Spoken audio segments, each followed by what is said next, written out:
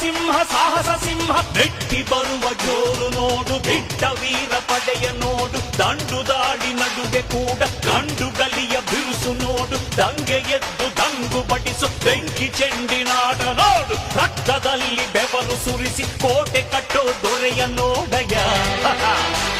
ಇವನಿದ್ದ ಕಡೆಯಲ್ಲೆಲ್ಲ ಘೋರ ಸಿಂಹ ಗರ್ಜನೆ, ಅದು ಯಾರು ಬಂದರು ಕೊನೆಯಾದದು ಸಿಂಹ ಗರ್ಜನೆ.